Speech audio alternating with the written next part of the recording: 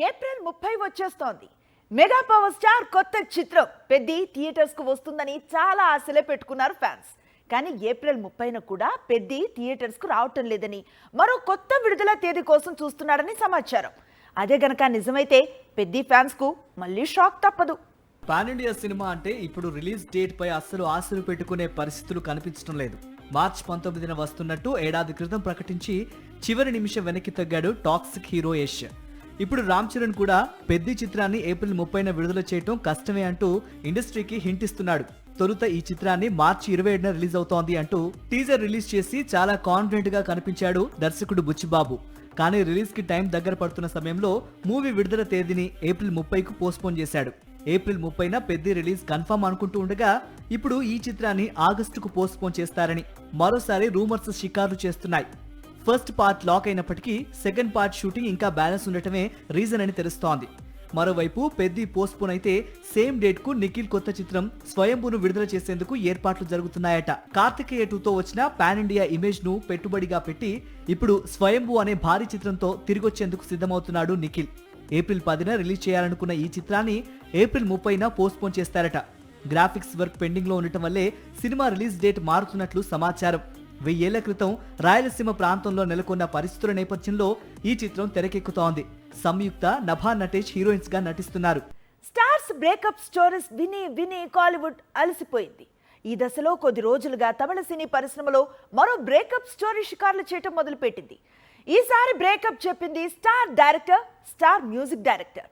30 ఏళ్లుగా కలిసి వర్క్ చేస్తూ ఇప్పుడు సడన్ గా చెరో దారి చూసుకున్నారు అనే వార్త తమిళ సినీ పరిశ్రమను షేక్ చేసింది. ఇంతకీ ఎవరా ఇద్దరు, ఎందుకు విడిపోయారు? తమిళ సినీ పరిశ్రమలో మణిరత్నం చిత్రాలకు ఉన్న క్రేజ్ గురించి తెలిసిందే. ఇక మణిరత్నం చిత్రాలలో మాత్రమే ప్రత్యేకంగా వినిపించే రెహమాన్ బాణీలు వీరి కాంబినేషన్ కు మరింత క్రేజ్ తీసుకొచ్చింది. 1992 నుంచి మణిరత్నం రెహమాన్ కాంబినేషన్ మ్యాజిక్ చేస్తూ వస్తుంది. 30 ఏళ్లకు పైగా మణిరత్నం రెహమాన్ కలిసి పనిచేస్తూ వస్తున్నారు. ఇండియన్ సినిమాకు మ్యూజికల్ బ్లాక్ బస్టర్స్ ఇస్తూ వస్తున్నారు. మణిరత్నం ఇటీవల డైరెక్ట్ చేసిన తగ్ లైఫ్ కి కూడా రెహమాన్ స్వరాలు అందించాడు. ఇప్పుడు మణిరత్నం కొత్త చిత్రం సన్నాహాల్లో ఉన్నాడు. ఈసారి విజయ్ సేతుపతి, సాయి పల్లవి కాంబినేషన్ల సినిమాను ప్లాన్ చేస్తున్నాడు.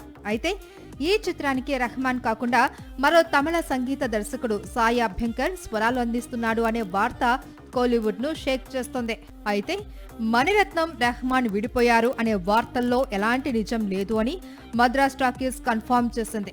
పైగా కొత్త చిత్రానికి రెహమాన్ ఆల్రెడీ రంగంలోకి దిగారు అని, ఆడియో హక్కులు కూడా రికార్డు స్థాయిలో అమ్ముడుపోయినట్లు తెలిపింది. దీంతో లెజెండ్స్ ఫ్యాన్స్ ఊపిరి పీల్చుకున్నారు.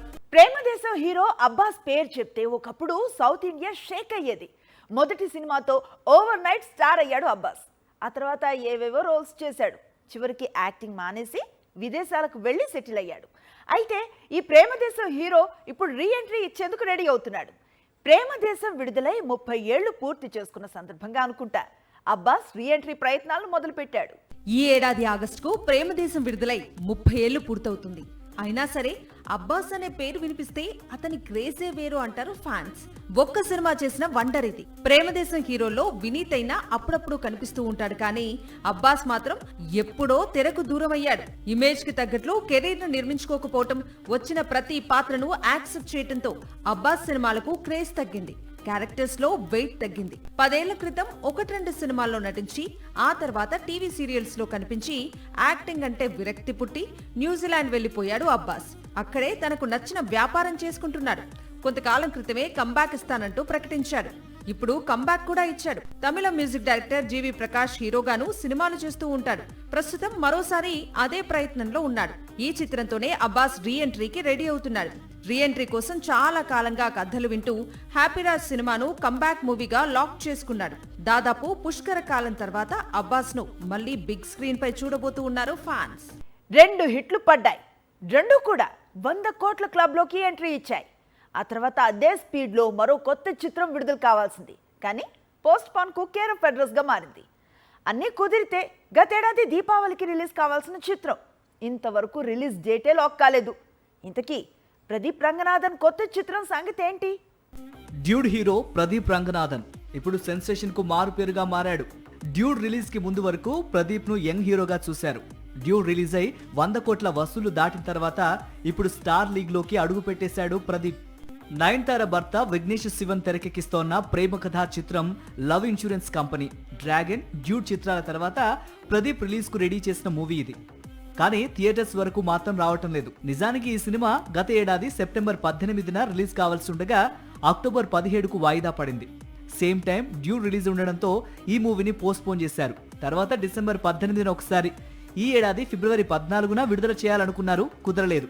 ఒక దశలో దురంధర్ 2కు పోటీగా విడుదల చేసే ఆలోచన చేసి విరమించుకున్నారు. ఇప్పుడు ఏప్రిల్ 3న లవ్ ఇన్సూరెన్స్ కంపెనీని విడుదల చేసే ఆలోచన చేస్తున్నారట. ఇలాంటి చిత్రాలకు వేసవి సెలవులైతే వసూళ్లకు ఢోకా ఉండదు అని యూనిట్ కాన్ఫిడెంట్ గా ఉందట. లవ్ ఇన్సూరెన్స్ కంపెనీ థియేటర్స్ కు వస్తేనే గానీ కొత్త చిత్రం ప్రారంభించను అంటున్నాడు ప్రదీప్. ఈ యంగ్ హీరో డేట్స్ కోసం నిర్మాతలు 50 కోట్ల పారితోషికం ఆఫర్ చేస్తుండటం తమిళనాట సంచలనంగా మారింది. సాక్షి టీవీ ప్రసారాలను నిలిపివేయడం చట్టరీత్యా నేరం. సాక్షి టీవీ ప్రసారాల కోసం మీ స్థానిక కేబుల్ ఆపరేటర్ను వెంటనే సంప్రదించండి. DTHలో, ఇంటర్నెట్లో కూడా సాక్షి టీవీ ప్రసారాలను వీక్షించవచ్చు.